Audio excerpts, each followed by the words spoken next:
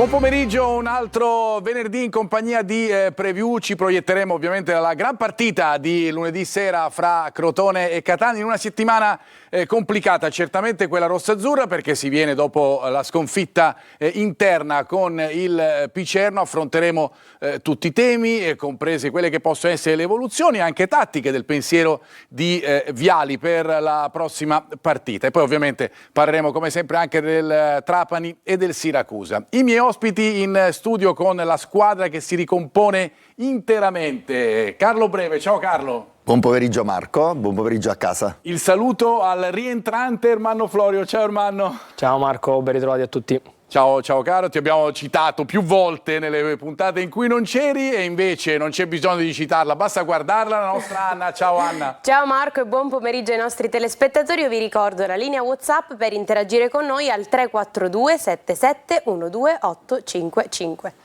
Io come sempre facciamo, Anna, ritorno da te perché ci fai il punto della situazione con le partite della prossima giornata di campionato e anche con la classifica. A te. Vi presento la 36esima giornata di campionato che inizia domenica 12 aprile alle 14:30 con Altamura Giuliano, Atalanta Under 23 Monopoli, Casertana Cerignola, Foggia Siracusa, Latina Casarano e Trapani Salernitana alle 20:30 Potenza Sorrento. Lunedì 13 aprile alle 20:30 Benevento Cavese, Crotone Catania e Picerno Cosenza.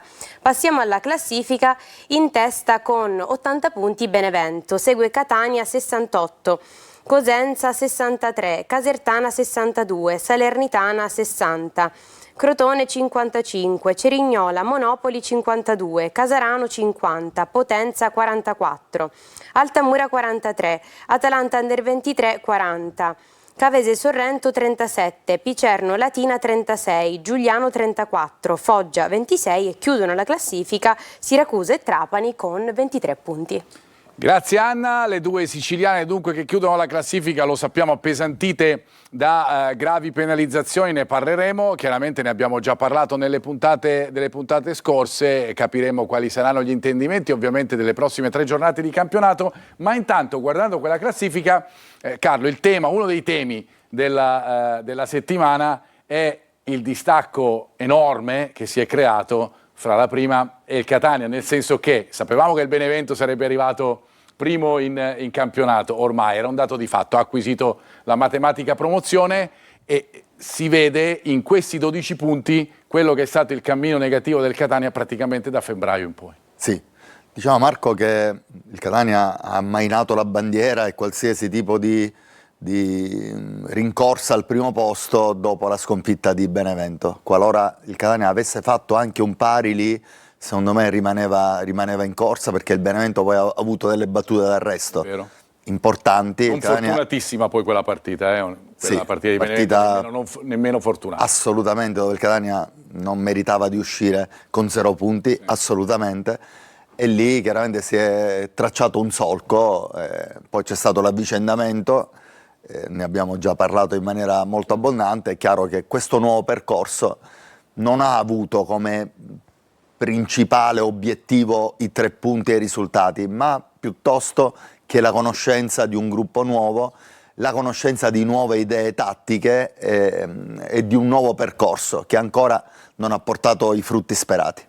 E questo chiaramente lo dice la classifica, lo dicono i 4 punti conquistati da Viali fino a questo momento. Andiamo a vedere proprio attraverso la nostra Anna la scheda che abbiamo preparato, perché facciamo un raffronto, è chiaro, un raffronto fra il tecnico uscente e quello entrante non si può fare dopo solamente 3 giornate, è normale che sia, ma è inevitabile andare a vedere un pochettino i dati, perché in molti hanno sostenuto la coperta, se la tiri da una parte ti scopre dall'altra e viceversa. In questo caso il rischio che è sembrato è quello che la coperta scoprisse un po' da tutti e 2 i lati, cioè il Catania è vero ha migliorato il gioco offensivo, ma dall'altro lato non segna più di tanto in più rispetto al gioco di Toscano e poi invece rischia di più. Ma per fare il quadro completo della situazione andiamo dalla nostra Anna. Il cambio in panchina doveva rappresentare una svolta, soprattutto sul piano offensivo. Da questo punto di vista qualche segnale si è visto. Il Catania oggi produce di più, arriva con maggiore frequenza nella tre quarti avversaria, tira di più e sviluppa una manovra offensiva migliore rispetto alla gestione toscano. Eppure nella concretezza il cambiamento non si è visto, perché se da una parte il volume offensivo è aumentato, dall'altra i gol continuano ad essere pochi. Con Viali sono arrivate appena 3 reti in 3 partite. In più, proprio in casa sono giunti segnali più allarmanti. Il primo gol subito al Massimino e poi la sconfitta interna con altre 2 reti al passivo. Il poco tempo era e resta il problema maggiore per Viali, ma adesso bisogna incidere. Questa è la grafica, ringraziamo Anna come sempre. Io invece vado da Ermanno perché attraverso la grafica analizziamo meglio alcuni dati. Io vorrei che tu ci inquadrassi quella che è la situazione attuale, no? Perché si diceva, Viale è stato preso per questo, no? Si deve aumentare la capacità offensiva del Catania, presentare più uomini in area, occupare meglio gli spazi. Tante frasi che abbiamo sentito, no? Durante la conferenza stampa di Viali, ma anche nei giorni a seguire. Ci sta riuscendo il Catania? Sì, ma? Sì, ma solo nei numeri di per sé, perché effettivamente abbiamo visto i dati, l'XG medio è molto più alto rispetto a quello di Toscano, quindi la pericolosità è più alta. Anche nell'ultima partita contro il Picerno l'XG teoricamente prospettava un Catania che doveva segnare dai 2 ai 3 gol, invece ne ha segnato solamente 1. Ha aumentato quello che è il quantitativo di tiri in porta, lo si vede proprio dai dati abbastanza, diciamo, facili da leggere, no? Vedi 15 tiri a partita, mentre con Toscano erano 12.3, migliora quello che è la quantità e anche la percentuale di duelli offensivi vinti, quindi quegli 1 contro 1 che ti possono creare superiorità. Diciamo sempre che stiamo parlando di 3 partite contro 32, questo è normale che lo dobbiamo sempre ricordare. Sì, ovviamente il lavoro fatto dal mio punto di vista è stato un lavoro in media, quindi abbiamo fatto la media, diciamo, dividendo per 3 per quanto riguarda Viali e il resto per quanto riguarda Toscano. Però la cosa che, diciamo, fa un pochettino venire l'acido in bocca è quando si vede un Catania diverso, perché si è visto un Catania che offensivamente, soprattutto nei primi 10-15 minuti della partita contro il Picerno, ha dimostrato di dare qualcosa di diverso rispetto a quello di Toscano. Però manca il cinismo, secondo me manca tanto anche quello che poteva fare forte, quello che è stato Lunetta, soprattutto nel primo. Lo vedremo anche in alcuni tuoi tagli, no? Sai, la presenza di quell'attaccante che ti sposta le partite, che ti fa vincere le partite, che ti fa quel gol in più rispetto all'avversario, sta venendo un pochettino a mancare, perché abbiamo fatto vedere, è stato Bruzzaniti, no? Il giocatore che ha segnato di più. Il miglior marcatore dell'era Viali, diciamo. Sì, con Viali, diciamo, si sta ritrovando molto e si è messo proprio al centro del gioco, però manca quello che è il riferimento centrale, no? Quel bomber che ti fa vincere i campionati. L'abbiamo visto la volta scorsa Abreu Santos, no? del Picerno. A me mi ha molto impressionato per i movimenti e soprattutto per il cinismo che aveva, per la cattiveria che aveva sotto porta, cosa che invece a parti inverse non ho visto per quanto riguarda Caturano. Quindi secondo me la ripresa possibilmente di Forte potrebbe sarà essere, con ogni probabilità convocato, ovviamente se non partirà dall'inizio, per la partita con il Crotone. Fra parentesi, la squadra sta per incominciare l'allenamento, ce ne sono tanti da qui alla partita, perché c'è l'allenamento di oggi, quello di domani e quello di domenica, ovviamente prima della partita di lunedì. Carlo, quello che ci diceva Ermanno fila alla perfezione anche i dati che abbiamo visto, quello che abbiamo visto durante le partite, perché è vero che Viali ha bisogno del tempo e lo sappiamo, è vero anche che ci sono degli aggiustamenti tattici, è una squadra che ogni partita ha fatto vedere qualcosa di diverso. Ad esempio, nell'ultima partita si è notato come la squadra costruisse a 3 praticamente dietro. Ecco, noi dicevamo durante la telecronaca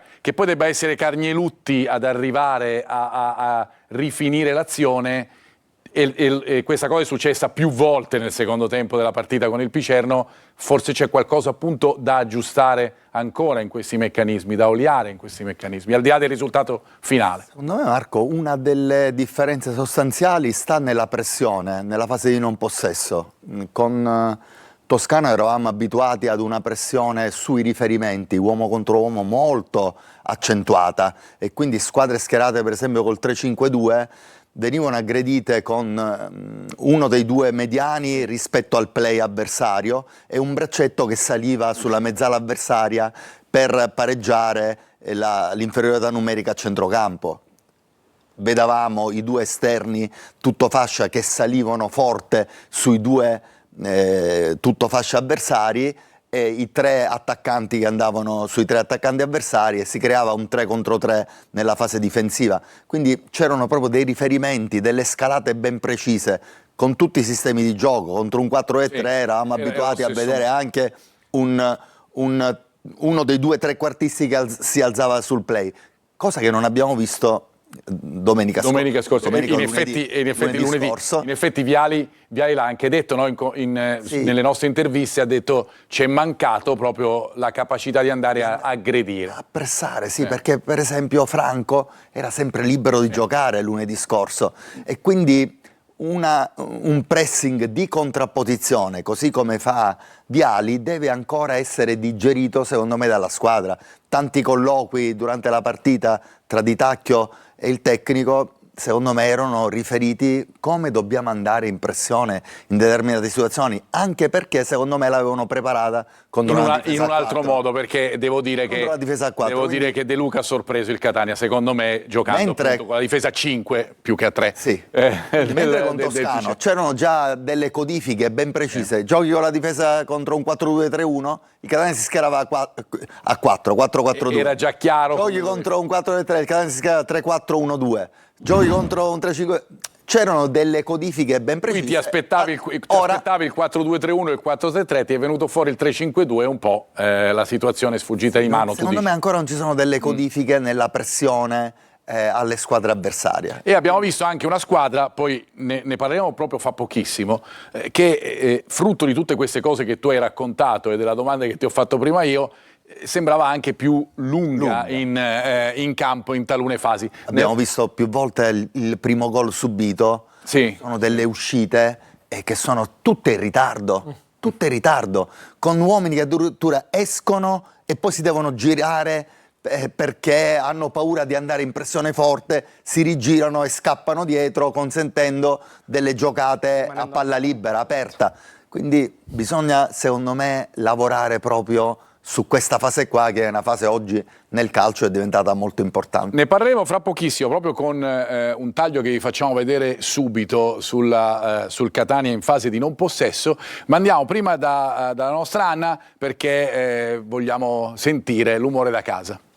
Ciao a tutti in studio. Anna, ormai il Catania in testa non lo puoi leggere più, ma durante i playoff speriamo bene. Per Carlo io dico che serve forte, con lui cambia l'attacco e cambia la squadra, così come a centrocampo non si può non mettere Quaini.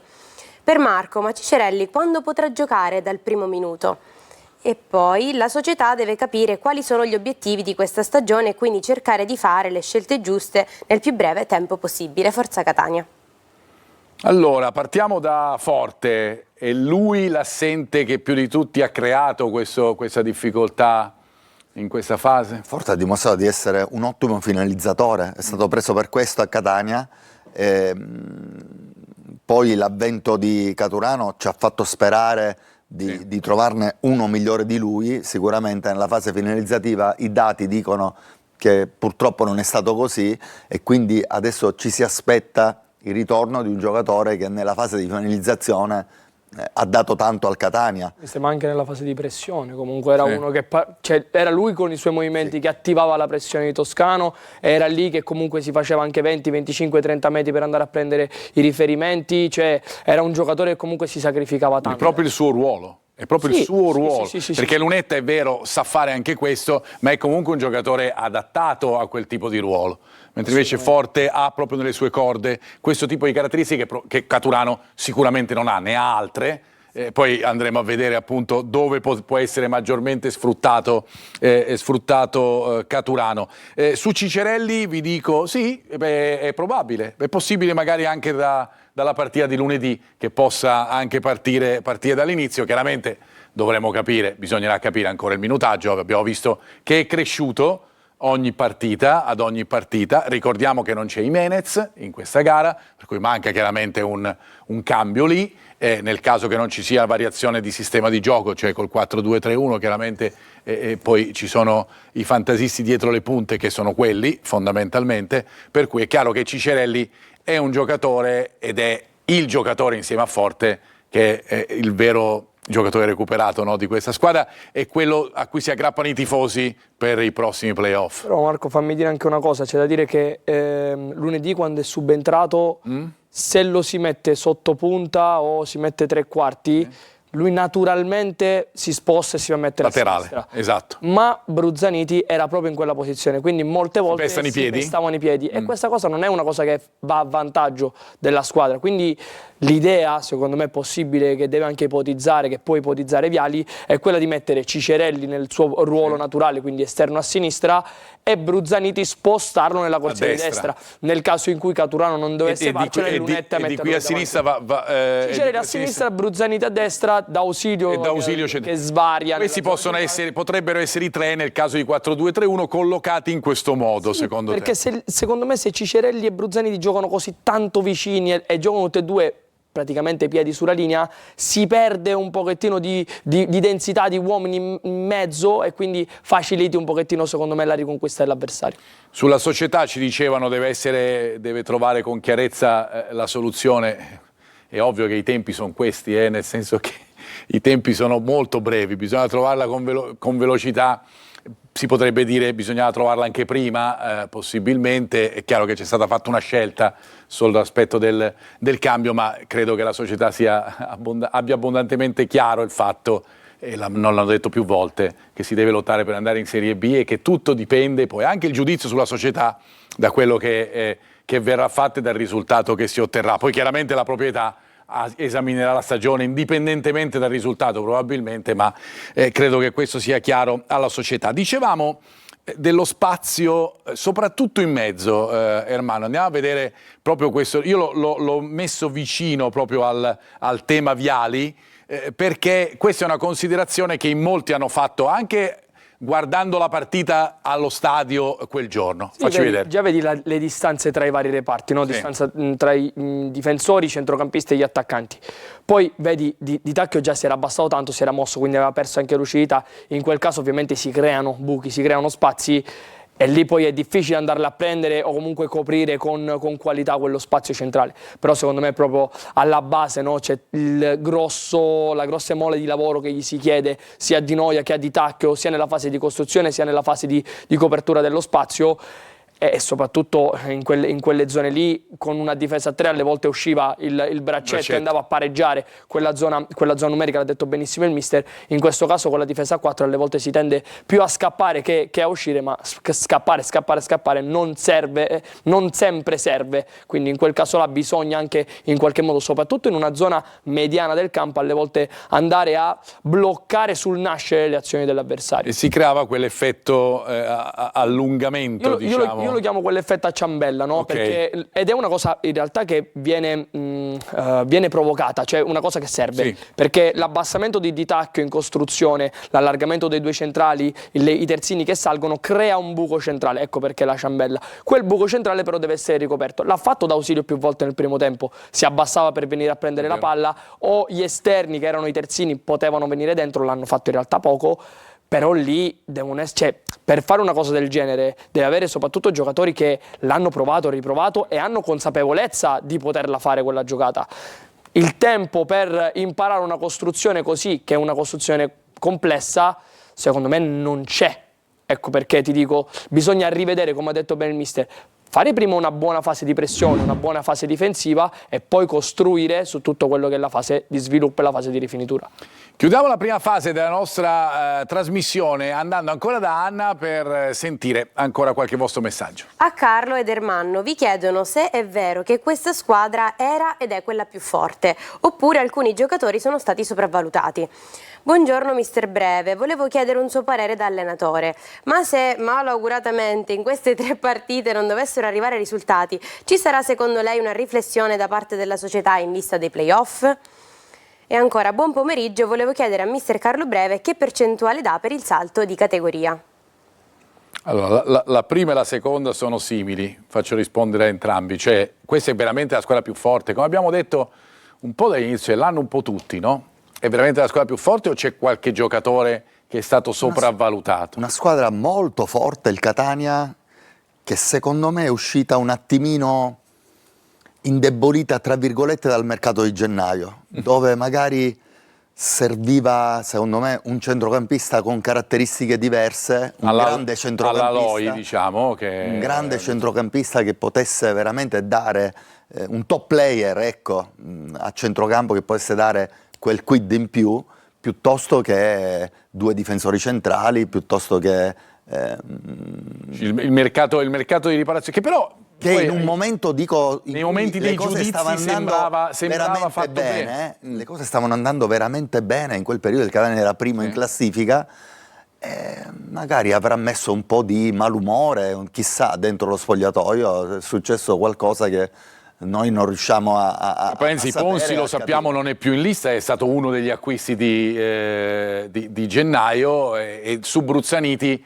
le discussioni sono state tante, perché il giocatore ha incominciato benissimo e poi è finito un po' nel dimenticatoio per fare un po' i nomi. Di Noia è riemerso adesso. Bruzzaniti ci poteva stare, sai, esatto. Stava male Cicerelli, erano lunghi il periodo, devi prendere un giocatore, insomma, magari non serviva meno un difensore in più, insomma, perché uno per sostituire sicuramente Di Gennaro, ma l'altro ce l'avevi a casa, perché c'era Martic che all'inizio era stato preso per essere una validissima alternativa, poi è uscito fuori dai radar, non sappiamo un po' le dinamiche. Non so se ho sbagliato, prima ho detto forse fuori rosa, invece fuori lista, non so se ho detto, se ho detto giusto, ma al di là di questo è veramente la squadra più forte, perché ti rifaccio la stessa domanda, visto che la facevano tutte e due, la faccio anche a Ermanno. Secondo me sì.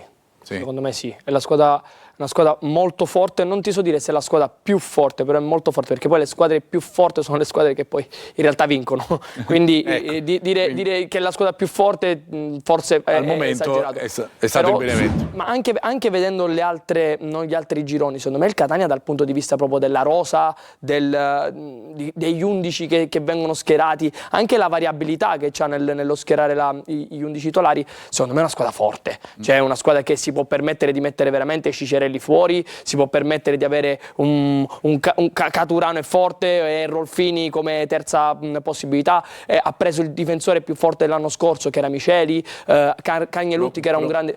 Probabilmente i tifosi fanno anche questa valutazione perché vogliono sentirsi dire sì ai playoff, vogliono anche delle sicurezze, no? Ai playoff il Catania deve giocare, questo lo diciamo tutti, ma giocherà da protagonista, perché chiaramente la partita con il Picerno ha spaventato un po' tutti.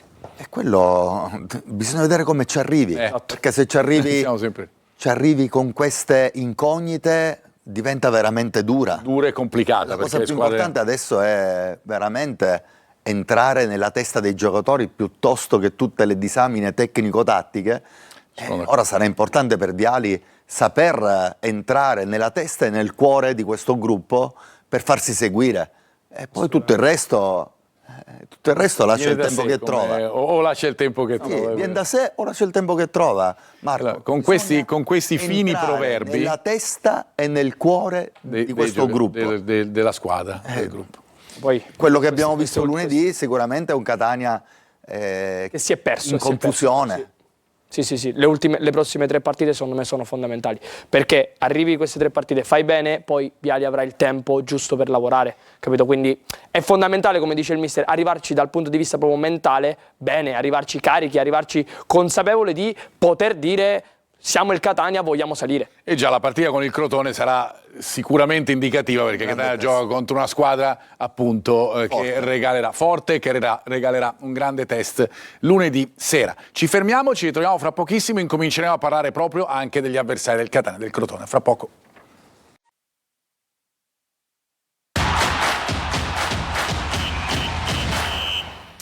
Eccoci di nuovo in studio, ci avviamo alla partita di lunedì fra il Crotone e il Catania, la partita dell'uscita in cui, lo ricordiamo, non ci saranno i tifosi rossazzurri residenti a Catania e provincia per via del divieto emanato da parte del prefetto della città calabrese. Ovviamente lo sapete, potete seguire la partita su Telecolor con diretta stadio a partire dalle 20, ma al di là di questo andiamo a vedere un po' la grafica che ci fa il confronto delle due squadre con i 55 punti del Crotone, sesto in classifica, abbiamo detto, di una squadra di ottimo livello, e lo sappiamo anche storicamente una squadra di ottimo livello, i 68 del Catania, i gol fatti che sono simili, anzi il Crotone ha segnato un gol in più rispetto ai rossazzurri, ci sono però anche i gol subiti dove il Catania è nettamente avanti, anche se nelle ultime partite qualcosa si è perso in tal senso, ma la difesa del Catania resta la prima del campionato, il valore è il doppio, il valore dei giocatori, il giocatore più caro Bruzzaniti contro Bruno, e poi il livello dell'obiettivo stagionale Neumann. Ci concentriamo proprio forse su quella differenza legata ai gol fatti subiti, che sembra una differenza da poco, ma è importante, perché il Catania, l'abbiamo visto prima, con Viali ha fatto 3 gol e ne ha subiti 3. 13 gol subiti, in questo caso in più del Crotone. Poi diciamo in qualche modo sotto l'aspetto, sempre ritornando ai punti, vedi quanto cambiano, no? Quanto fanno la differenza. Quanto fanno la differenza. In realtà il Crotone dal punto di vista offensivo è una squadra fortissima, i 3 davanti che si possono alternare sono veramente giocatori di altissimo livello e qualità, però quando subisci un pochettino di più in queste categorie poi... Il capocannoniere del campionato, no? Che è capocannoniere di campionato, Gomez, ma anche Musso l'ha preso da poco, gli esterni che sono fortissimi tra Maggio, che addirittura neanche trova grandissimo spazio, Energia che l'hanno preso da poco, è una squadra veramente forte dal punto di vista offensivo. Dietro possono in qualche modo, secondo me, peccare su qualche punto, e hanno peccato soprattutto in alcuni momenti della stagione. Non vengono neanche loro da un momento strepitoso, è vero. Ma allora, per sapere il momento un po', per farci l'idea del momento in casa del Crotone, mi collego con Francesco Pitingolo, che è il collega di CN24. Francesco, buon pomeriggio. Situazione in casa Crotone, ciao. Buon pomeriggio a te e ai tuoi ospiti in studio. Situazione in casa Crotone, stavate accennando poc'anzi, il Crotone deve necessariamente riscattare la brutta prestazione della settimana scorsa contro il Giuliano, dove certamente non ci si aspettava questo brusco stop, soprattutto dopo la prova convincente avuta nella giornata precedente contro il Cerignola. Quest'anno, al di là dei gol fatti e gol subiti, sentiva un po' quello che dicevate prima in trasmissione, al Crotone è mancata la continuità. La continuità quest'anno al Crotone è mancata ed è stata un po' la croce e delizia. Crotone è autore di grandissime prestazioni, magari contro delle big, ma autore di prestazioni altrettanto anonime durante tutto il campionato, e questo sarà certamente la partita di lunedì sera, il posticipo contro il Catania, sarà certamente un banco di prova per i pitagorici, ma anche penso per voi, in virtù del post season. Polso in casa Crotone, lo dicevo poc'anzi, c'è una brutta prestazione da riscattare per dar maggiore convinzione nei propri mezzi, quindi occorrerebbe alla squadra pitagorica una vittoria contro una big del torneo come è il Catania, la seconda in classifica, ma seconda in classifica certamente attrezzata sotto tutti i punti di vista, per fare un po' il punto della situazione in virtù di questo ormai prossimo post season. Carlo? Sì, volevo chiederti una cosa. Da 2 anni il Crotone si è affidato a un tecnico, importante per la categoria, uno dei tecnici più emergenti, che è Longo. E quali erano gli obiettivi della società quest'anno, visto che ha un organico importante e l'anno scorso già era entrato nella batteria playoff? Se magari vi aspettavate qualcosa di in più, tutte le componenti, proprietà, tifosi, stampa, o siete soddisfatti del percorso fatto finora? No, soddisfatti assolutamente no, ci si aspettava certamente qualcosina in più, si era pensato addirittura di partire dal terzo, quarto posto, salvo poi le note vicissitudini che si sono abbattute in casa rossoblù pitagorica ovviamente. Mi riferisco all'amministrazione giudiziaria, mi riferisco anche alla riduzione del monte ingaggi che il Crotone Giocoforza ha dovuto eseguire nella batteria del girone di ritorno, nel mercato di riparazione, per cui paradossalmente quando il mercato è stato fatto, nonostante gli ingaggi si siano notevolmente ridotti e voi avete uno dei nostri ex Cannelutti tra le vostre fila, paradossalmente qualcosa si è sistemato, perché secondo me il Crotone ha comprato certamente dei calciatori con un cartellino più basso, ma dei calciatori che conoscono bene la Serie C, vedi Musso, vedi Russo, vedi insomma gli Energe, vedi tutti gli acquisti che insomma sono ormai non sono più delle riserve, ma sono degli effettivi per il Crotone, e Mister Longo spesso lo dice nelle conferenze stampa: abbiamo a disposizione una rosa ampia, quindi non 11 titolari, ma di titolari ce ne sono 15-16, e in virtù, come dicevo poc'anzi, del playoff, avere una batteria di 16 titolari diventa cosa importante. Ecco Francesco, un'ultima domanda te la faccio io, è legata invece alle scelte davanti. È chiaro, siamo lontani, lontanissimi dalla partita, lo diremo anche a proposito delle probabili scelte per quanto riguarda Viali nel Catania, ma diciamo che lì davanti nei tre qualche scelta la può fare Longo, magari si è affidato invece quasi sempre agli stessi tre a centrocampo. Sì, a centrocampo io ritengo non ci siano grosse novità, come non ci saranno grosse novità in avanti. Io ritengo che il capocannoniere, il capitano Guido Gomez, sarà questa volta della partita. Ritengo che a far manforte nel reparto avanzato saranno Zunno, che quest'anno secondo me è stato l'anno della consacrazione di questo calciatore, non solo per le reti che ovviamente ha segnato, record assoluto per il calciatore rossoblù, ma anche per mole di gioco e prestazioni che ha offerto durante continuità, che ha offerto durante tutto il campionato, ma anche sarà della partita, ritengo, Piovanello. Ovviamente questa è una mia ipotesi, perché la vera formazione si saprà dopo la fase di rifinitura, ed essendo un posticipo del lunedì sera, prima di domenica, bocche cucite. Domani non ci sarà la consueta conferenza stampa, ritengo si svolgerà addirittura domenica, ma il tutto viene rimandato a dopo la rifinitura. Grazie Francesco Pitingolo, un saluto, ci vediamo probabilmente a Crotone e alla prossima. Grazie. Alla prossima, a presto. A proposito di conferenze stampa, Francesco ricordava quella di Longo, invece quella di Viali si terrà domani alle 12:30 al Massimino, per cui praticamente più di 2 giorni prima rispetto alla partita del Lezio Scida. Andiamo a vedere e a conoscere un po' meglio questo Crotone, che lì davanti, Ermanno, cerca molto il duello sugli esterni per poi andare alla conclusione. Sì, diciamo che la base dello sviluppo offensivo degli uomini di Longo è ricercare spesso gli esterni che giocano a piede invertito. Qua vediamo per esempio Zunno che ricerca il duello, qui addirittura in un duello in inferiorità, in 1 contro 2, e la ricerca poi del centro del campo, quindi rientrare dentro in maniera forte, aggressiva, per poi cercare la porta. L'ha fatto in questo caso contro il Giuliano, lo fanno ancora meglio contro il Cerignola. Qui su una fase di transizione loro lasciano sempre alti i 3 giocatori offensivi, bravi sia Sandri che Vinicius, che sono la mezzala e il play. Vinicius, il brasiliano, che comunque abbiamo visto in questi 2 anni. Il giocatore più importante insieme a Gomez del Crotone. Qua ricerca Energe, che invece gioca dall'altra parte. Energe che è un giocatore mancino, arrivato nella finestra del mercato. Energe che punta l'uomo, anche qui si trova in 1 contro 1 più 1, perché c'è un difensore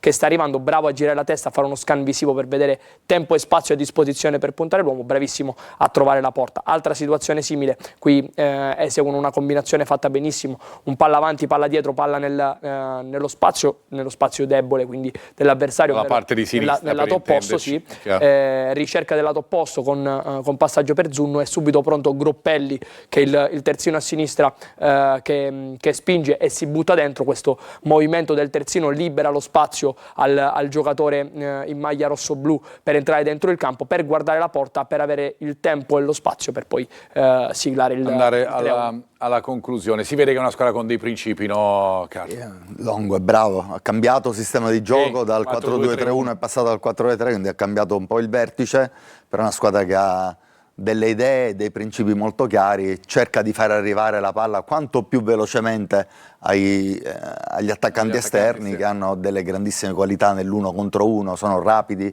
veloci e sanno calciare bene da fuori. Anche il Catania con il 4-2-3-1 va alla ricerca spesso dell'esterno, l'abbiamo visto ad esempio nei giochi fra Miceli e Bruzzaniti, che ha illuminato ad esempio la partita di Latina con il gol di Bruzzaniti per la vittoria della squadra rossazzurra, ma è un gioco che tenta di diventare codificato. Che stanno in qualche modo poteva illuminare anche al quinto minuto la partita contro il Picerno, perché la presenza di Bruzzaniti molto largo con i piedi sulla linea obbliga in qualche modo, intanto crea spazio ad Ausilio che si può muovere, anche a Di Noia di muoversi in quella zona, ma soprattutto obbliga, vedi, il terzino o il braccetto o il quinto a stare molto largo e soprattutto abbassare la linea difensiva. Qui Bruzzaniti fa un lavoro fantastico da vedere e rivedere, perché esegue questo controllo orientato e poi è bravissimo soprattutto a seguire il controllo e a mettere il corpo davanti. Mettendosi davanti l'avversario non può che o aspettare che lui calcia o fare fallo.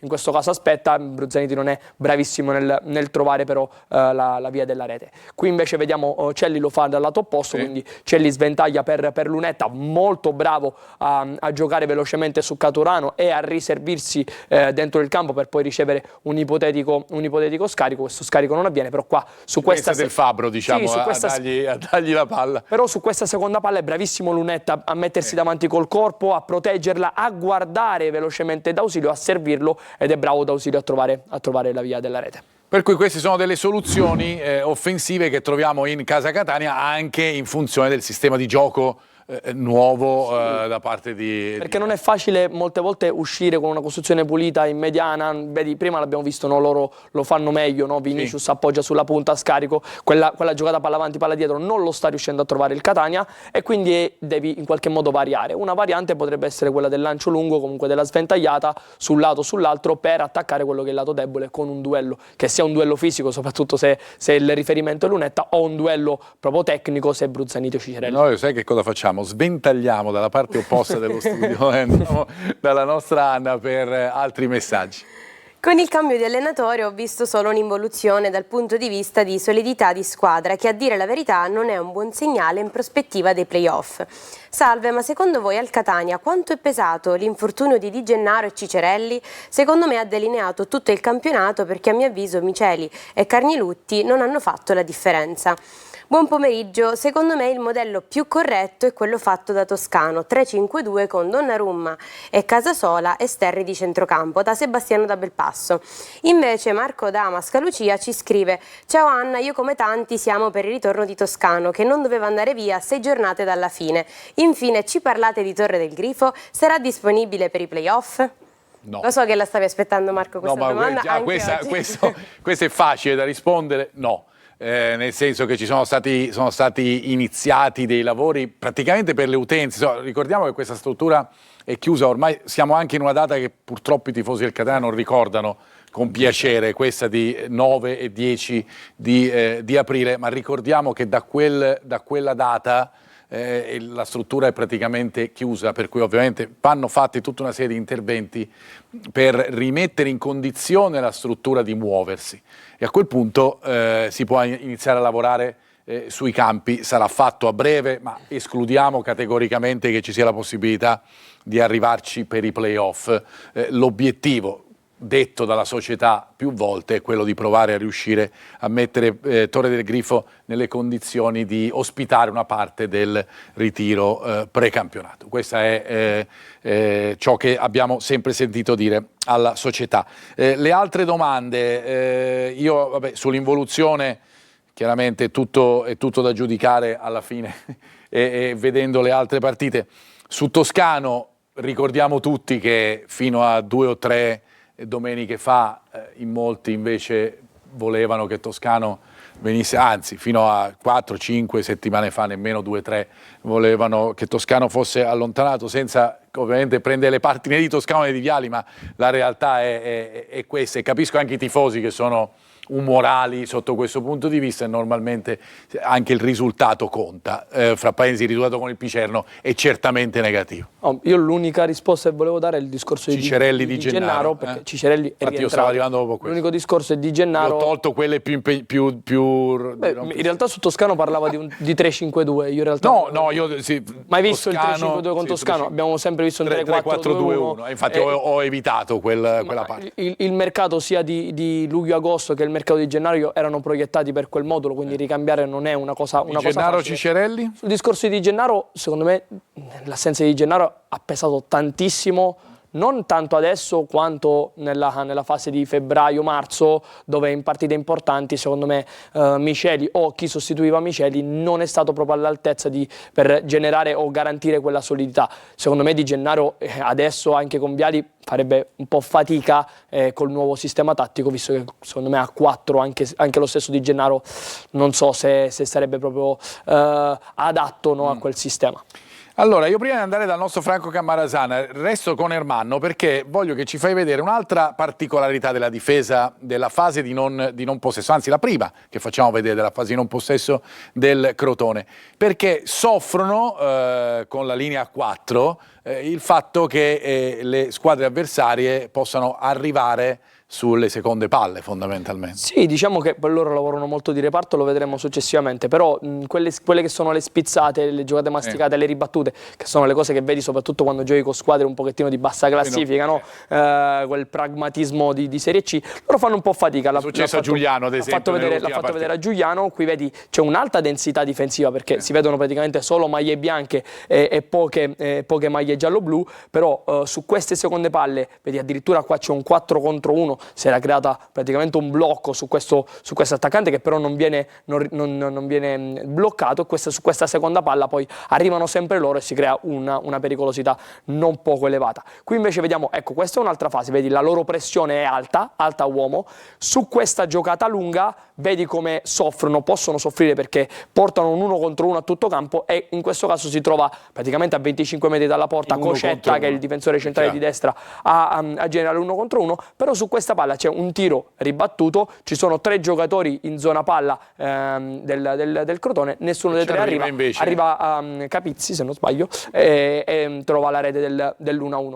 Situazione analoga, il gol poi che si crea contro il Giuliano, vedi qui palla sopra, spizzata con secondo me qui Coscetta che esce in maniera un po' avventata, Armini e Novella non sono rapidissimi nel chiudere quello spazio centrale. Diventa una seconda palla proprio. Diventa una seconda palla, e soprattutto su questa seconda palla ci sarà l'ingresso in aria dell'attaccante avversario, ribattuta, e di nuovo palla che la prendono sempre loro. E il gol del Giuliano che poi vince questa partita, ed è l'ultima partita giocata dal Crotone. Vado invece dal nostro Franco Cammarasana, che vedo inquadrato. Franco, allora ultimo posto in classifica per il Trapani, tanto da rincorrere in queste ultime 3 giornate. Dacci il quadro in un minuto, il quadro della situazione, e poi andiamo subito alla probabile formazione.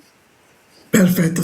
Sì, buon pomeriggio. Sicuramente i risultati non così come sperato contro Foggia e Monopoli, dove si è raccolto soltanto un punto, hanno definitivamente un pochino affossato il Trapani in classifica, oltre alle penalizzazioni. Ma non soltanto le penalizzazioni, perché la squadra approntata a gennaio, molto meno forte di quella che aveva giocato fino a dicembre, ha raccolto finora soltanto 17 punti, 5 vittorie, 2 pari e 9 sconfitte.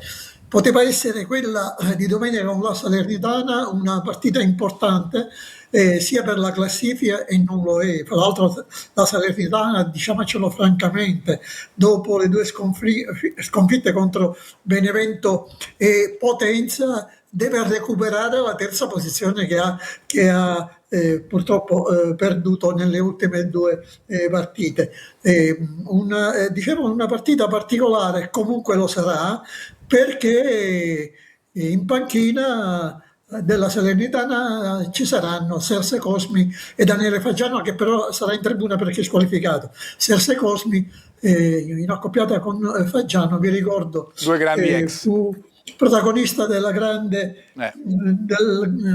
evento del giugno 2016, quando Serse Cosmi portò il Trapani a un solo punto dalla Serie A, perdendo il doppio confronto di playoff per la promozione in Serie A del Trapani Calcio. Tra l'altro Serse Cosmi è rimasto legatissimo a Trapani, ogni tanto viene per turismo perché è legatissimo alla città, però favori tutti del pronostico, tutti favorevoli alla Salernitana, anche se il Trapani cercherà di onorare fino in fondo questa coda del campionato, nella speranza di evitare quantomeno la retrocessione diretta, sarebbe anche questo un miracolo, a meno che il giorno 21 c'è un altro ricorso in pendenza per quanto riguarda il Trapani, non gli vengano restituiti alcuni punti. Però ripeto, visti i precedenti, mi sembra un pochino difficile. Domenica alle Visti i tempi corti 14:30. che abbiamo, andiamo a quella che potrebbe essere Bravo, la Franco. probabile formazione del Trapani. Sì. Ok? Quindi prego la regia di mandarla in onda. Il solito 4-2-3-1, a meno che, siccome Sassa Cosmi gioca col 3-5-2, questa volta a Ronier non pensi di cambiare un pochino l'assetto tattico della squadra. Comunque dovrebbe essere, ripeto sempre, il 4-2-3-1 con Galeotti tra i pali, Ortisi, Pirrello o Motok, Nicoli e Cozzoli in difesa, a centrocampo Celeghin e Giovanni Aronica, poi alle spalle di Stavciuk oppure di Battinelli, Knezovic, Balla e Benedetti. Per sommi capi dovrebbe essere questo. Comunque Aronica tutti disponibili, tranne due. Vasquez, che si è operato un ginocchio, è forte, per il resto tutti disponibili, quindi ha la possibilità di scegliere una formazione diversa. Ne sapremo qualcosa in più domani quando farà la conferenza stampa prepartita.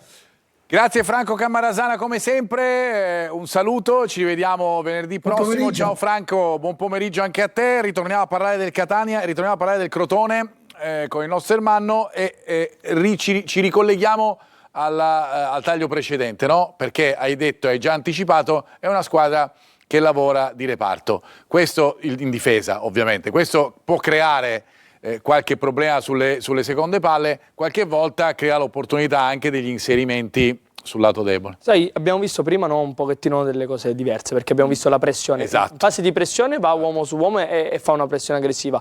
Negli ultimi 25-30 metri invece il reparto si ricompone, la linea si ricompone e lavorano proprio a seconda di dove è la palla, con l'uscita del terzino di destra o del terzino di sinistra, mantenendo sempre i tre giocatori in preventiva nella copertura dello spazio. Qui vediamo anche qui su questo lancio, vediamo come la squadra di Longo lavora sulla linea, vedi i tre difensori che scappano per coprire lo spazio, poi ovviamente arrivato al limite dell'area il giocatore più vicino, che in questo caso è Armini, che è il difensore centrale di sinistra, esce per limitare la pericolosità. Poi vedremo nel taglio successivo invece in una situazione contro il Cerignola, qui siamo addirittura negli ultimi 16 metri, quindi praticamente nello spazio dell'area di rigore, vedi come esce il terzino di parte, gli altri tre giocatori sono tutti e tre messi in linea al limite dell'area piccola, e vediamo come non seguono i riferimenti ma lavorano di reparto, nel senso il primo uomo sul primo palo, il secondo centrale e l'ultimo, che era in questo caso Groppelli, a coprire il secondo palo. Il rischio, il limite di una difesa che lavora di reparto, su questi cambi di fronte possono soffrire in qualche modo quelli che possono essere degli inserimenti alle spalle dell'ultimo, in questo caso Groppelli, che è il terzino sinistro, quindi 2 contro 1 sul lato debole. Possono soffrire questa situazione qua, ovviamente deve essere brava la squadra avversaria a generarli, e su questa situazione subiscono anche il gol contro il Cerignola. Chi potrebbe essere il giocatore del Catania che può approfittare di una situazione di questo tipo, Carlo, nella partita di lunedì? Io penso che in questo momento il giocatore che veramente sta incidendo tanto è D'Ausilio, un giocatore che è intelligente tatticamente e anche in un centrocampo a 3 può andare a fare la mezzala offensiva che potrebbe essere utile, la mezzala di qualità che potrebbe essere utile nell'organico che ha il Catania. E questa è un'opzione, poi ne parleremo magari alla fine della nostra trasmissione. Intanto vado dal nostro Marco Petrolito, che come al solito ci regala scorci di Siracusa con il mare alle spalle, vedo già con una discreta bronzatura, anche con una certa invidia, la sottolineiamo questa cosa. Marco, ciao, buon pomeriggio. Allora, dacci un po' l'idea invece della situazione in casa Siracusa. Anche in questo caso, come abbiamo detto con il Trapani, è una squadra che è ultima in classifica, ovviamente sappiamo tutte le vicissitudini del caso, e dacci ovviamente novità se ce ne sono a livello societario. Sì, intanto partire dal fatto che quella di domenica è un'ultimissima chance per il Siracusa, che al Pino Zeccheria di Foggia dovrà assolutamente vincere, portare via i 3 punti, cosa non assolutamente facile se vuole tornare a sperare in un piazzamento play-out a ormai 3 sole giornate al termine della regular season.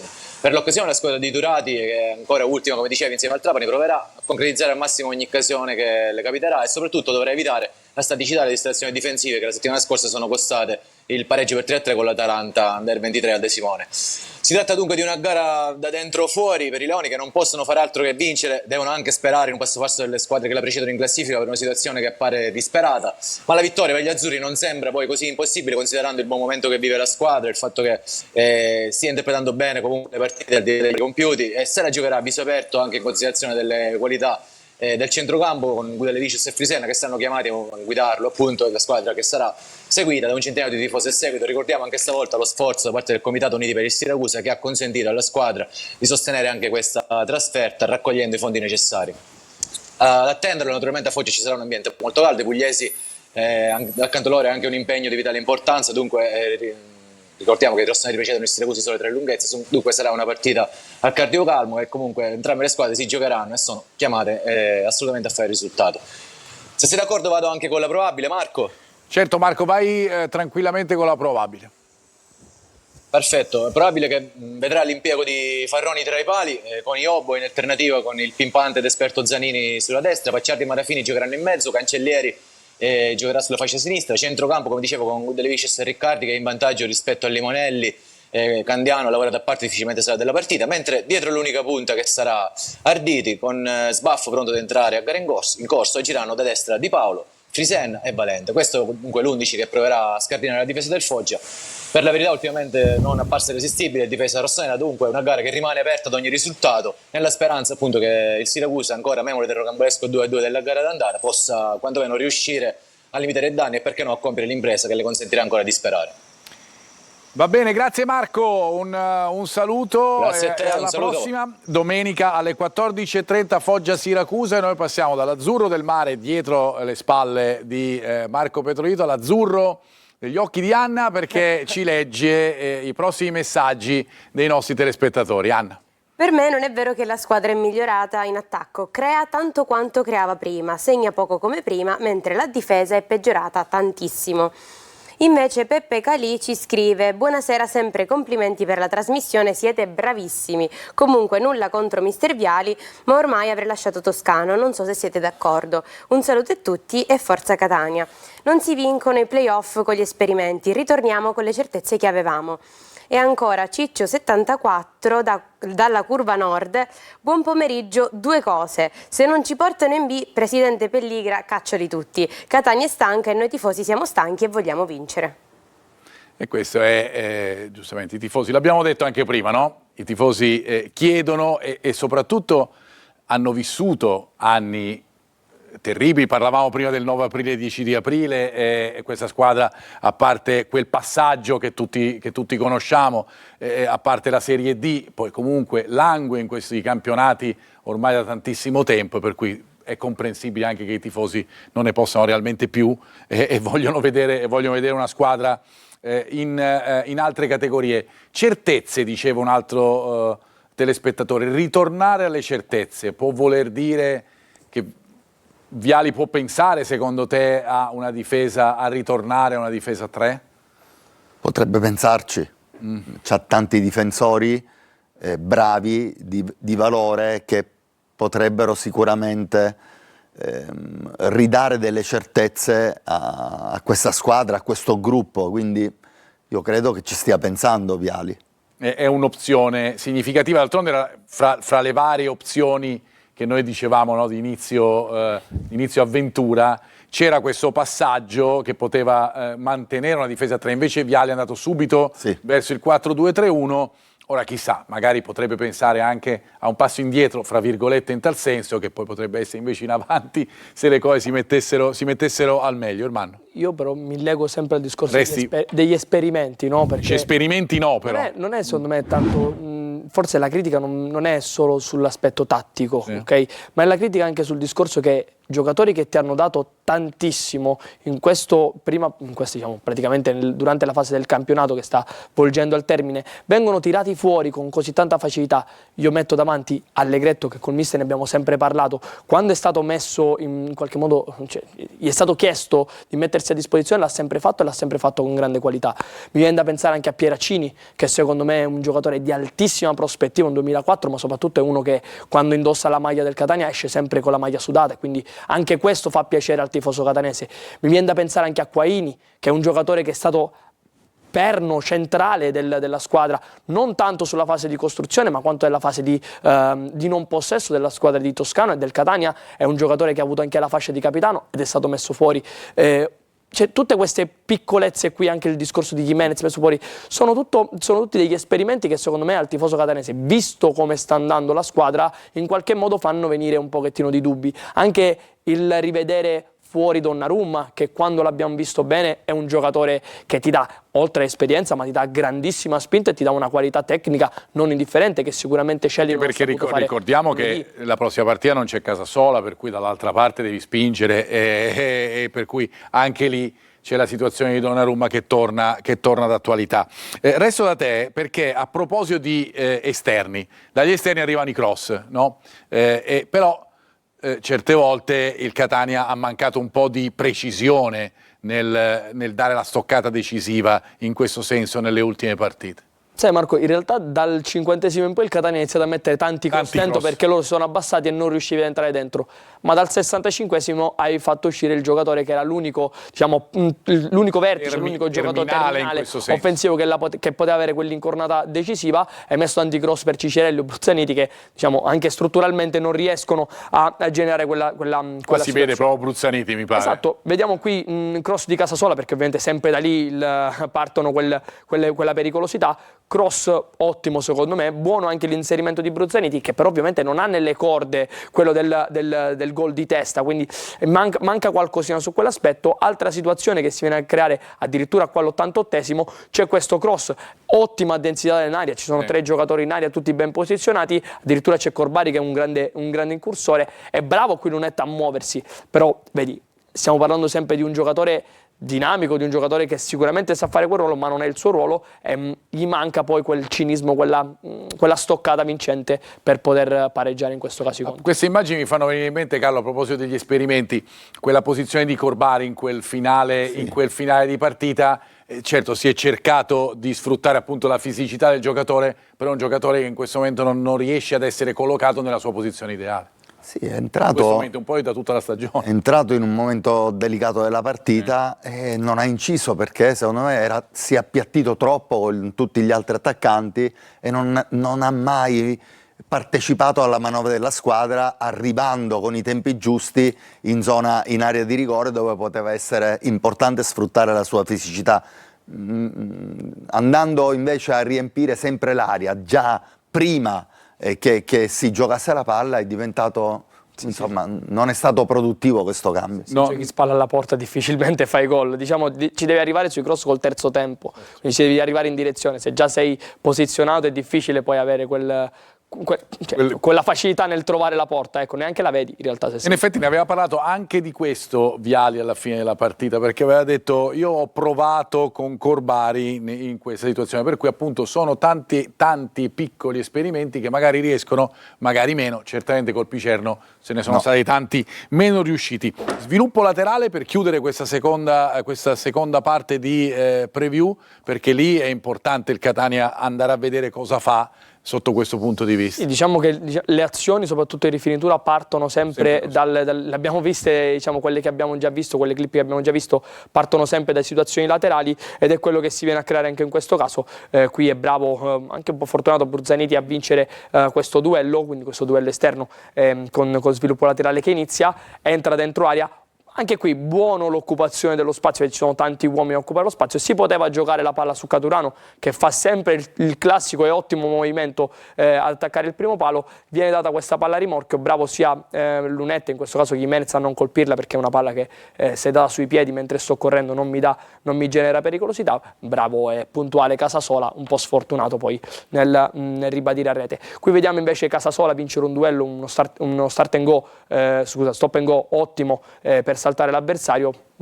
Sempre ottima la prestazione di Casasola, qui bravissimo, anche se è limitato un po' nel primo tempo, no? Soprattutto qui benissimo a giocare questa palla a rimorchio. Loro, come vedi, creano la muraglia lucana davanti alla porta, e qua è difficile poi entrare. Bravo poi il classico VM, però non nella dimensione del campo, ma semplicemente lì nell'area di rigore. Allora, secondo tempo, secondo me, ha fatto bene perché è entrato Gimenez. Gimenez gli ha dato la possibilità di rifinire, e tante volte col piede opposto entrava dentro al campo, dando la possibilità a Casasola di fare, insomma, il 2 contro 1, di avere la sovrapposizione esterna. Primo tempo con Di Noia e con Lunetta non è successo, hanno caratteristiche totalmente diverse e quindi non sono riusciti a metterlo nelle condizioni di sfruttare la superiorità numerica e la sua corsa. Poi gli bloccavano lo spazio, perché avere Lunetta lì ti blocca lo spazio, lui non è uno che si inserisce internamente, è uno che vuole l'esterno, e poi da lì rientrare. Sì. Quindi Gimenez, che è un rientra dentro, ti libera quello spazio per poi andare. Quindi Lunetta ha altre caratteristiche. Tra parentesi, abbiamo solo accennato a Casasola, perché Casasola, lo ripetiamo, non ci sarà nella partita con il Crotone di lunedì, di cui torniamo a parlare fra pochissimo nella terza parte della nostra preview. Fra poco.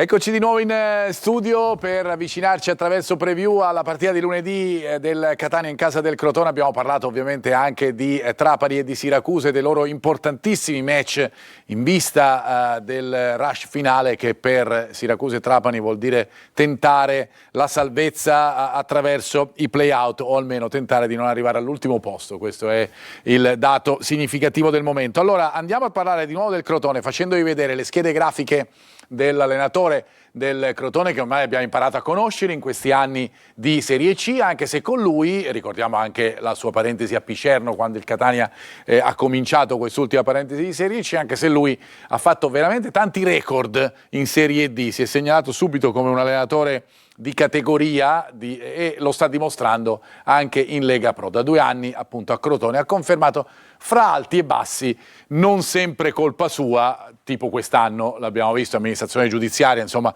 la situazione in casa Crotone non è proprio meravigliosa per fare calcio, però ha dimostrato che è un allenatore certamente di qualità. Andiamo a vedere invece il giocatore più rappresentativo. È stata facile la scelta, anche se di giocatori importanti ce ne sono tanti nel Crotone, uno di questi sicuramente Vinicius, però il campionato di Gomez dimostra, e i numeri di Gomez in questo campionato meritano la nostra copertina. Gomez, che ha realizzato 16 gol in questo torneo, è il capocannoniere insieme a Chirico. Ce ne sono altri dietro a poca distanza, anche a 1 o 2 gol, ma si giocheranno probabilmente il titolo di capocannoniere. Non segna dal 5 di marzo, i tifosi del Catania faranno gli scongiuri, ma ve ne diamo un'altra in cui non fare gli scongiuri. In precedenza aveva messo assieme 6 gol in poco più di un mese. Questo è lo stato di forma e le caratteristiche appunto dell'attaccante del Crotone. A proposito di attacco del Crotone, facciamo la solita analisi anche degli avversari del Catania sui calci piazzati, perché sui calci piazzati ho notato, guardando e verificando vedendo il tuo lavoro prima della trasmissione, che vanno a cercare spesso il secondo palo. Sì, l'inserimento sul secondo palo, svuotano lo spazio con dei movimenti che adesso vediamo e ricercano poi questa palla forte sul secondo palo. Questo non è proprio il taglio sullo schema, sarebbe il taglio 7 per vedere i piazzati e la ricerca. Questo qua era il 10, diciamo, va bene, ma ci accontentiamo. Esatto, proprio questo è il taglio, dove ci sono, qua vediamo 2 giocatori sulla palla, vediamo un pochettino la struttura in aria, ci sono 2 giocatori davanti al portiere a limitare l'uscita del portiere e creare densità, poi ci sono 2 gruppi di saltatori divisi a coppie, qua muovono la palla corta, cross di Sandri sul secondo palo, svuotano questo spazio col movimento dei giocatori davanti al portiere, il movimento della prima coppia, creando anche un blocco in mezzo, ed è Cocetta, trovando quello spazio completamente libero, ad attaccare la palla. Ovviamente questo lo fanno nel caso in cui la difesa marca a uomo. Anche qui vediamo col Giuliano l'hanno riproposto in maniera differente, ci sono 2 giocatori che tornano indietro e svuotano il primo palo attaccato da tutto quel blocco, gruppo di saltatori, di 5 saltatori che vanno sul primo palo, liberando il secondo palo. Da dietro entra e subentra e si inserisce un giocatore, palla forte, e qui sul secondo palo non è bravissimo a impattare, però è una situazione che possono riproporre e che ripropongono in situazioni, come ho detto io prima, della marcatura a uomo sui calci piazzati. Sui calci piazzati, ovviamente anche sui calci d'angolo. Andiamo di nuovo da Anna per altri messaggi da casa. Anna. Il clima qui tra i messaggi è sempre lo stesso, Marco. Ci scrivono: io non sono né allenatore né direttore sportivo, comunque è stato un grosso errore sostituire mister Toscano. Un'identità il Catania l'aveva e in casa era inespugnabile. Dei giocatori che erano dei punti cardine e che stavano giocando bene senza una logica o un criterio sono stati messi fuori. Un giocatore come Quaini per me è insostituibile. Vorrei capire se la società a tutte queste cose le attenziona, è presente, parla con i propri allenatori. E ancora Antonio 64: buon pomeriggio, secondo me la dirigenza è troppo lenta nel prendere decisioni importanti e poi finisce per prendere quasi sempre quelle sbagliate, così non si va da nessuna parte. E poi ci chiedono che fine ha fatto Aloi. Aloi non rientrerà in questa, a parte che sapete tutti il discorso della lista, chiaramente c'è stato il cambio con Cicerelli che ha preso il posto di Ponzi. Comunque Aloi già sapevamo da qualche mese che insomma non ha praticamente completato la stagione. E per quanto riguarda la società, insomma, ne abbiamo parlato più volte, no Carlo? Le scelte fatte nel giusto modo, fatte nel giusto tempo, saranno quelle che fatte ormai indirizzeranno la stagione. Io volevo entrare sul rapporto che Sì, ci può essere tra società e allenatore, no? Per le mie esperienze ho avuto sempre una figura, no? Con la quale mi rapportavo sulle questioni tecniche.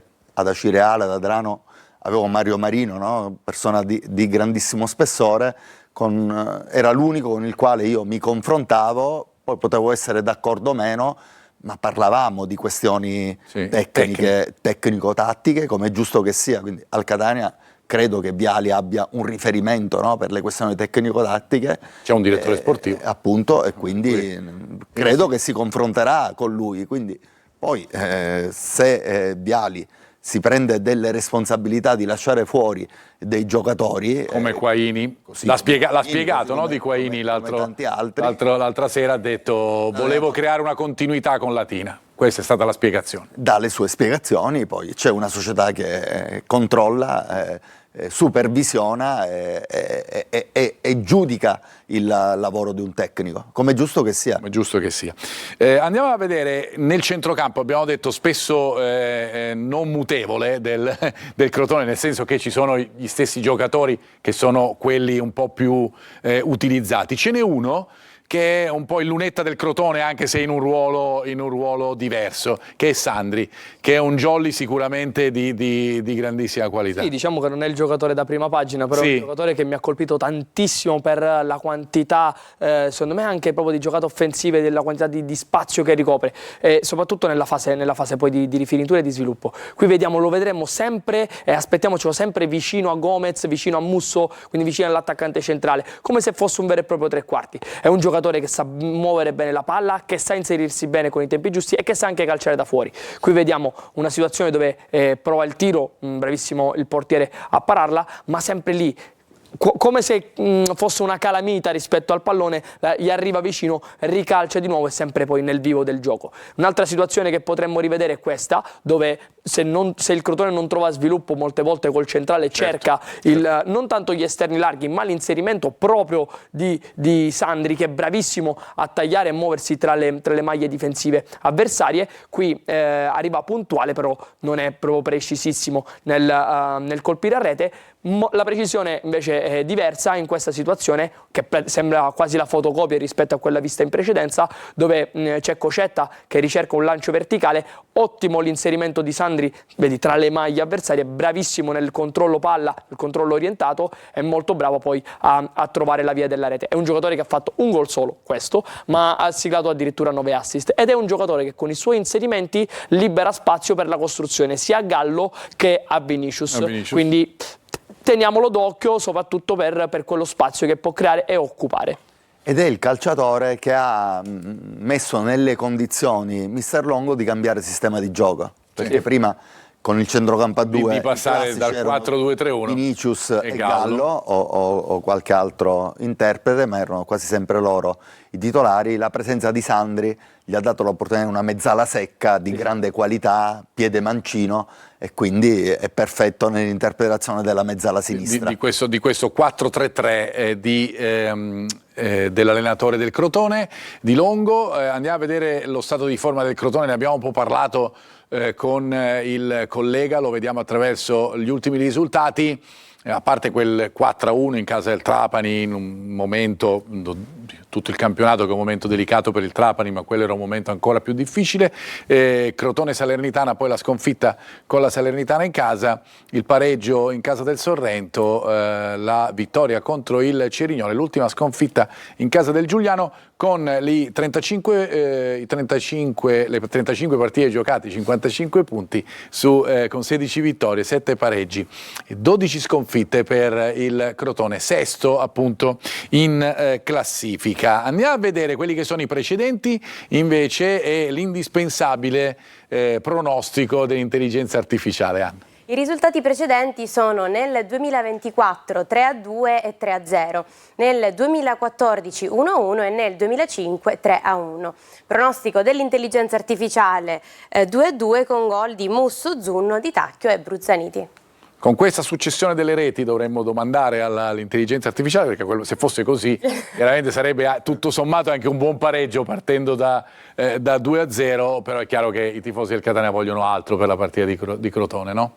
È chiaro che bisognerà vedere una reazione importante della squadra e una solidità diversa, soprattutto dal punto di vista mentale, un Catania più consapevole di quello che abbiamo visto contro il Picerno, soprattutto dopo il primo quarto d'ora, 20 minuti. A proposito, proprio dopo questo quarto d'ora, 20 minuti di buon livello del Catania contro il Picerno, è venuto fuori il gol che ha cambiato un po' tutto, anche nel modo di interpretare la partita, anche nel modo di recepirla da parte dei giocatori, perché anche Viali ha detto questo gol ha creato un po' di patema anche mentale ai miei giocatori. Come è andata? Anche perché di errori ne abbiamo visti tanti. Sì, nasce da tanti errori individuali e collettivi, perché il mister parlava di questa fase di pressione non fatta proprio benissimo. Qua vediamo solo la parte finale dove Miceli esegue un controllo orientato sbagliato e libera questa palla per la sgroppata in qualche modo di Pugliese, e poi qui secondo me c'è l'errore più grave, perché Cagnelutti prima guarda l'avversario, lo guarda e vede la sua posizione, poi si focalizza solo sulla palla e non cambia postura, quindi si pone con una postura chiusa, ovvero dove dà le spalle all'avversario e non guarda mai se l'avversario si sta muovendo effettivamente. Santos si muove da attaccante, vero, però lì secondo me il mister sicuramente mi potrà dire qualcosa in più, però l'errore di Miceli ci può anche stare, ma il posizionamento e la postura di marcatura di Cagnelutti è completamente errata, cioè non ha fondamento, tranne nella prima fase dove guarda l'avversario ed è giusto guardarlo, però poi ti devi girare, devi cambiare postura, devi prendere una postura dove vedi la palla, vedi l'avversario e in qualche modo intravedi la porta. Ma poi è strano che un giocatore come lui, abituato sempre a giocare a 4, e quindi in queste situazioni si sarà trovato svariate volte, chissà quante esercitazioni avrà fatto con questo tipo di situazione, no? Con cross laterale si sia fatto trovare, hai letto correttamente, la postura era totalmente sbagliata. Totalmente sbagliata, e poi se Micheli avesse mandato fuori quel pallone probabilmente certo. staremo parlando anche di un'altra partita e di un'altra situazione del Catania in vista della partita con il Crotone. Ci fermiamo, ritorniamo fra pochissimo per l'ultima parte di preview, a fra poco.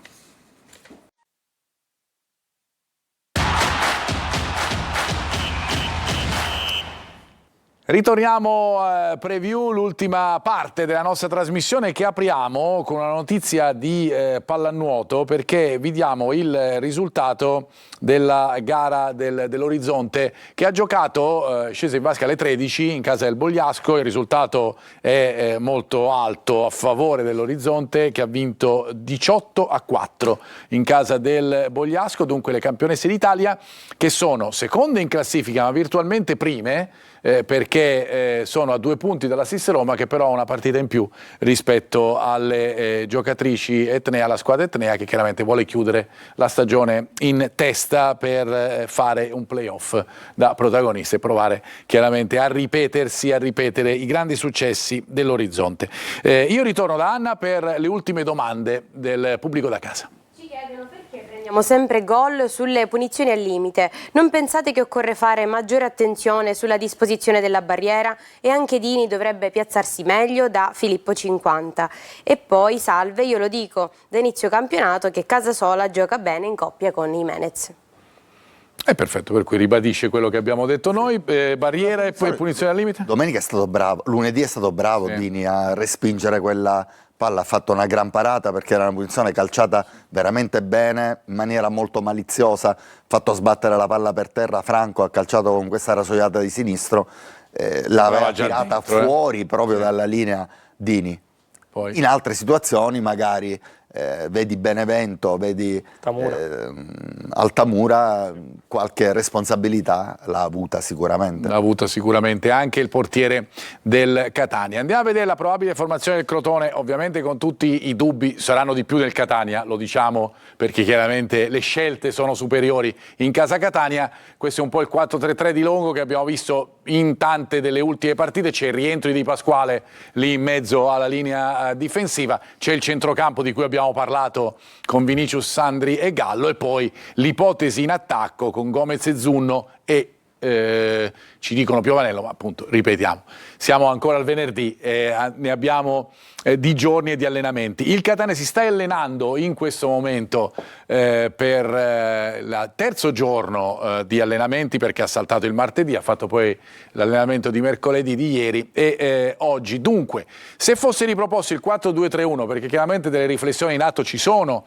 abbiamo ipotizzato questo tipo di schieramento, chiaramente con delle alternative, una fra tutte, Pieraccini o Raimo lì sulla destra. Il rientro di Quaini è un'opzione che chiaramente va valutata, e il rientro di Donnarumma sull'esterno di sinistro. Lì dietro alla punta, che sarebbe Lunetta, per dare la possibilità appunto a Caturano di incidere a partite in corso, ci sarebbe di 3 con Cicerelli dal primo minuto, ma chiaramente con la disposizione che ci dicevi, Ermanno, che potrebbe vedere un Cicerelli da un'altra parte del campo e un d'ausilio spostato in mezzo per evitare che Bruzzanite e Cicerelli si pestino i piedi. Ma c'è l'opzione della difesa a 3, perché chiaramente se ne sta discutendo. Noi ovviamente un po' ci giochiamo, perché ripeto, siamo anche in una situazione che ce lo consente, perché mancano 4 allenamenti alla partita. Anche in questo caso con la difesa a 3 e le varie alternative che sappiamo, con Gherardi e Pieraccini, con Miceli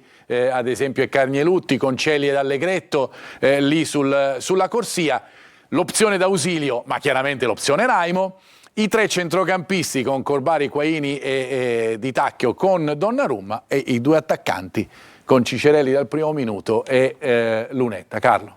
Sì, potrebbe anche essere questa una delle soluzioni che può trovare Viali. Secondo me metterebbe Di Tacchio davanti alla difesa e la mezzala potrebbe andarla a fare Quaini tranquillamente per dare manforte dal lato di D'Ausilio. Molto offensivo, chiaramente. Però potrebbe essere una soluzione. Potrebbe essere un'opzione chiaramente praticabile di cui si sta parlando in questo momento, ma ovviamente l'allenamento di oggi, ma soprattutto quelli di domani e di domenica, forniranno delle indicazioni superiori. Arbitro e assistenti dell'incontro, andiamo a vedere, c'è Striamo di Salerno, che è l'arbitro della partita, e poi Giulia Tempestilli della sezione di Roma 2, Davide Fedele di Lecce per quanto riguarda gli assistenti, e poi il quarto ufficiale Leone di Barletta e l'operatore FVS che è Gatto di Lamezia Terme. Va bene, vi saluto, grazie, siamo come sempre nei tempi, grazie a Carlo Breve. Grazie a te Marco. Ci ritroviamo noi nelle prossime trasmissioni di Telecolor. Ci vediamo lunedì anche lunedì sera da Crotone. Buon pomeriggio a tutti. Noi ci vediamo invece venerdì prossimo con Ermanno Florio. Ciao Ermanno. Ciao Marco, venerdì presente. Venerdì presente, ovviamente, ma a grande richiesta da parte del pubblico da casa, così come a grande richiesta è la nostra Anna. Ciao Anna. Ciao Marco, grazie a te, grazie a voi per averci seguito. Io vi aspetto venerdì prossimo alle 14:30. Venerdì prossimo l'appuntamento con Preview. Io vi ricordo che potete rivedere la nostra puntata su siciliaweb.it e che invece vi aspettiamo con Diretta Stadio lunedì a partire dalle 20 per raccontarvi la partita fra Crotone e Catania. Un saluto anche da parte mia, buon pomeriggio.